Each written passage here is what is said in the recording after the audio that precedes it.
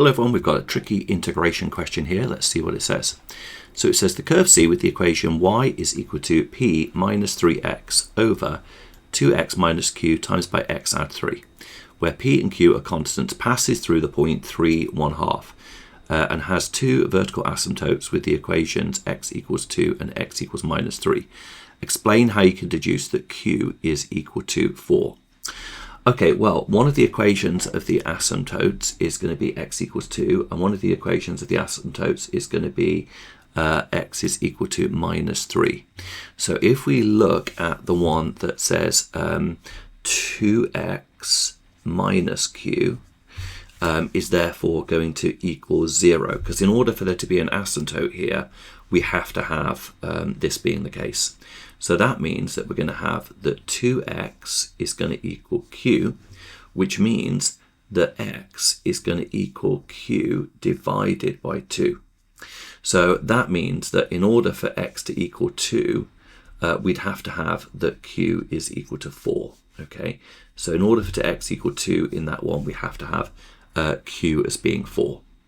So in other words, when q is 4, that's what gives us the value of x equals 2 for one of our asymptotes. Okay, so that's how we can deduce that q is equal to 4.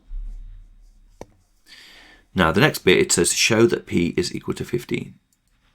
Well, now that we know that q is equal to 4, and we know we're going through the coordinate 1/2 and 3, we can sub those into the equation. So y is equal to p minus 3x over 2x minus q times by x add 3 now becomes the y, which is 1/2, is equal to p, which we're trying to find, so 15, minus 3 times x, and x in this case is 3, all over 2 times by x, which is 3, minus q, which we now know is equal to 4, times by x, which is equal to 3 plus 3, like so.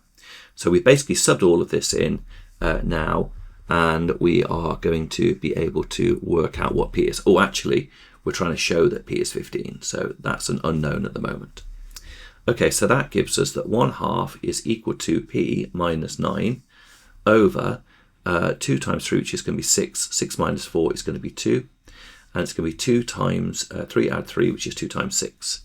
So we've got 1/2 is equal to p minus 9 over 12. So we can now cross multiply these together, and that's going to give us that 12 is equal to 2 times p minus 18. So we can now add this over here, which is going to give us 30 is equal to 2p. So therefore p is equal to 15 as required. So basically in this one here, we basically took the fact that we knew that q was 4, and we subbed in the coordinate 3.5, and we were able to find out that p was 15. Okay, that is part A done. Now let's see what's part B. Figure 4 shows a sketch of part of the curve C. The region R shown shaded in figure 4 is bound by the curve C, the x-axis, and the line with the equation x equals 3. Show that the exact area of R is equal to A ln 2 plus B ln 3, where A and B are rational constants to be found. So basically we've got to find the area. Now, the thing is here, we could really do with knowing where it is that the curve cuts the x-axis in order to be able to integrate between those two values. And also, we don't really know how to integrate something where we've got something over 2 brackets times together. So I think the way forward with this is we're going to need to use partial fractions in order to separate the two, separate it into 2 individual fractions. Okay, so we now know, let's do some partial fractions and split the fraction up. So we know that what we've got is 15 minus 3x over 2x minus 4 times by x add 3 is equal to a over 2x minus 4 plus b over x add 3. Okay, so that's our equation. So what we're going to do now is multiply everything by this denominator here, which is going to give us 15 minus 3x is equal to a times by x add 3 plus b times by 2x minus 4. So I've just multiplied both all the numerators by that denominator there. So now there's lots of ways to solve partial fractions, but I'm going to use a substitution method. So I'm going to say let x equal minus 3 to start off with.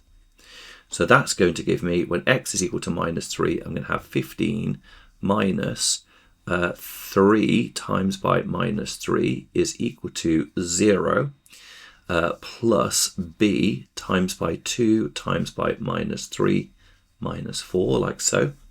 So that's going to give me 9. So minus 3 times minus 3 is plus 9. 15 add 9 is going to be 24.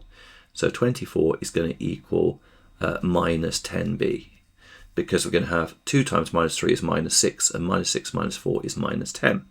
So we end up rather unusually with a fraction. So b is going to equal 24 over minus 10.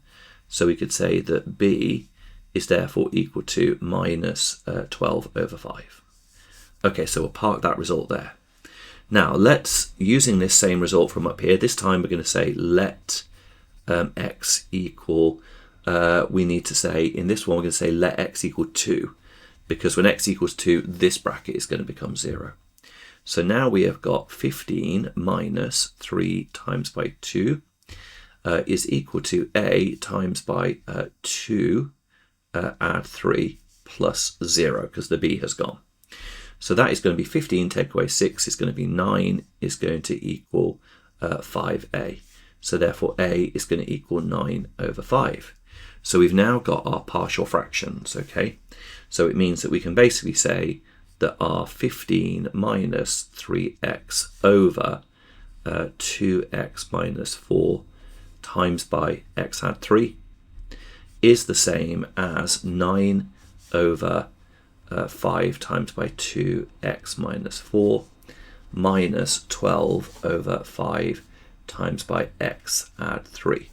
Now you'll notice here that I could have thought about these individual fractions like this. I could have thought of them as 9 over 5 in brackets like that over 2x minus 4, and then minus 12 over 5 like so over x add 3.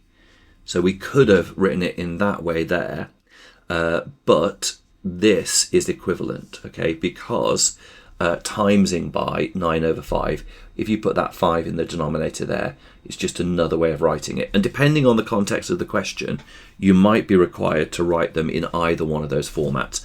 I have seen questions where you have to give the answer like that, but it makes more sense here to think of it in this way. Now, I'm going to take out the 1/5 as a common factor just to make our life easier. Because what we're going to be doing now, in fact, let's start a new piece of paper. What we're going to be doing now is to find the area. We're going to be integrating in between 3 and some value, which we'll talk about in a moment, the equation 15 minus 3x over 2x minus 4 times by x add 3 dx. Now, that is the same, we found, as integrating this expression here, 9 over 5 times by 2x minus 4 minus 12 over 5 times by x add 3. Now that we've done our partial fractions, okay? And then I think we can take out 1/5 as a common factor here. So we've got 3 as our lower bound there, and that's going to give us 9 over 2x minus 4 minus 12 over x add 3. And that's really nice because both of those are available, accessible with the chain rule backwards. Now, the question is, what's the upper limit going to be? Okay, so the upper limit, we need to think about what the upper limit is. So the upper limit is where the equation is going to, the y value is equal to 0, okay? So when y is equal to 0. Now in this fraction, the only way that the fraction is going to equal 0, the 2x minus 4 times by x add 3 over 15 minus 3x, the only way that this is going to equal 0 is when the numerator is 0. So in other words, 15 minus 3x equals 0. So 15 equals 3x, so x is equal to 5, okay? So basically this point on the graph here, where it intersects the x-axis, is when we have x is 5. Okay, so therefore our upper limit is 5. So we're actually integrating this expression between 3 and 5. Okay, now let's do our integration. A bit of chain rule backwards. Now I know there's so many different ways that people like to do these integrations, but I have my own little method. I like to think of the outer, the inner, and the derivative. Okay, outer, inner, and derivative. So in this case here, my outer would be like 1 over something. My inner is 2x minus 4. So we're looking at this one first. And the derivative of 2x minus 4 is 2. And then we integrate the outer function and we divide by the derivative of the inner. So when I integrate 1 over something, it's going to go to ln. So I have 9 ln the modulus of 2x minus 4. So that is integrating my outer function. And then I need to divide by the derivative of the inner function, which is 2. So when I integrate that expression, it's going to go to that one. Okay, let's look at the next one. We have outer, inner derivative. Our outer is 1 over something again. Our inner is x add 3. The derivative of that inner is 1. So when we integrate this one, this is going to go to minus 12 ln modulus x add 3. And technically we need to divide it by the derivative of the inner function, which is 1. So I'm just not going to write that, because just imagine that we've divided the whole thing by 1. So that's our function when we integrate it. 1/5 9 ln 2x minus 4 over 2 minus 2 ln modulus x add 3. Okay, and we've got to evaluate that now in between 5 and 2. Right, so let's get some more, where we've got some more space, and get that going. Okay, so we have now got, if I expand that bracket, the 5th times a 2 is going to be 9 over 10. So it's just that one times that one. 9 over 10 ln modulus of 2x minus 4. And we're going to take away, it's going to be 12 over 5 when we expand the bracket. The 5th times the 12, ln of modulus x add 3. Okay, and this is all between the limits we now know of 5 and 3. Now, this bit you would think is surprisingly straightforward, but it's amazing how easy it is for people to make mistakes on this. I know that when I work through this with students, people very commonly kind of get lost in this little bit here. And we can see what we're aiming for. A ln 2 add b ln 3. Okay, so let's start subbing in. So what have we got? 9 over 10 ln of 2x minus 4. So that's going to be 2 times 5 is going to be 10, take away 4 is going to be 6, okay, minus 12 over 5 ln of 5 add 3 is going to be 8, okay. So that's that bit there, so that's 6 and that's 8. Then we're subtracting from that 9 over 10, and that's going to be ln of 2x at minus 4, so that is going to be 2 times 3 is 6, 6 take away 4 is going to be 2, so ln 2. Minus 12 over 5 ln of 3 add 3 is going to be 6. Okay, so that's what we're taking away from each other. So let's just remove the brackets. So 9 over 10 ln 6 minus 12 over 5 ln 8 minus 9 over 10 ln 2 minus 12 over 5 ln 6. Okay, so what should we do here then? Oh my goodness, there's so much going on. Well, everything is like kind of, oh, hang on, now be careful, that's going to be a plus there, because we have a minus and a minus makes a plus.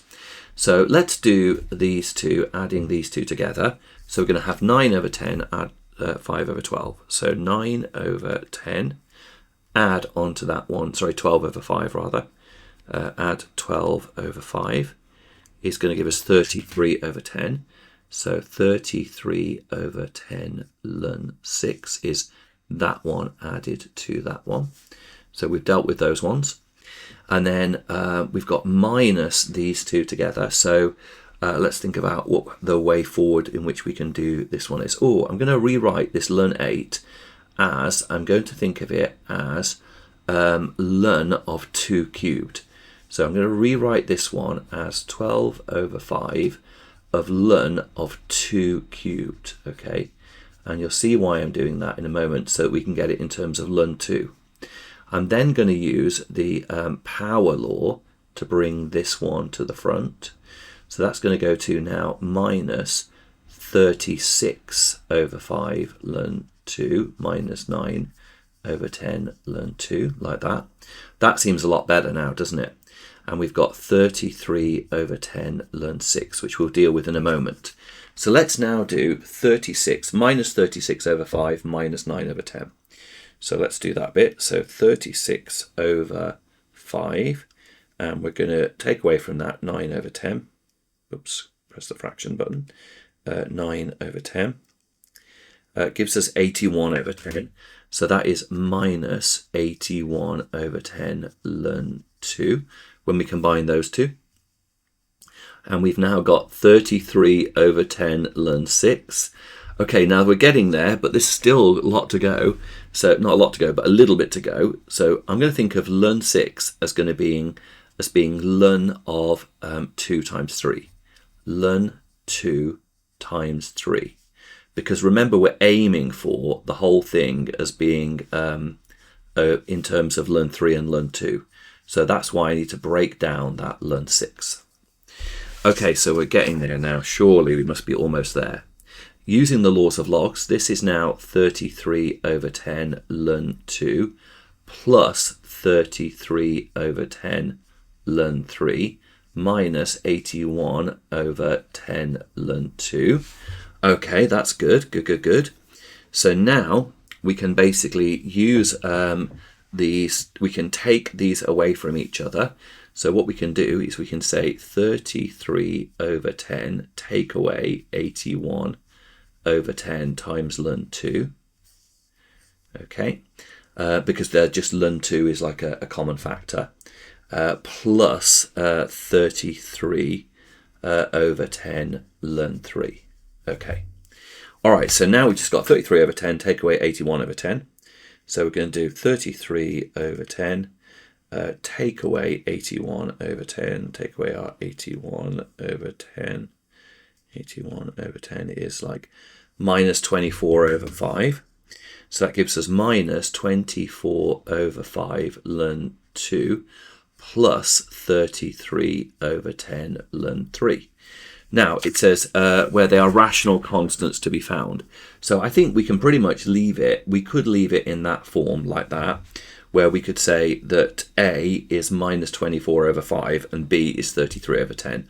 Or if you wish, you could write them as decimals. So we could basically say that we have got minus 4.8 minus 4.8 ln 2 plus 3.3 ln 3. That's an alternative.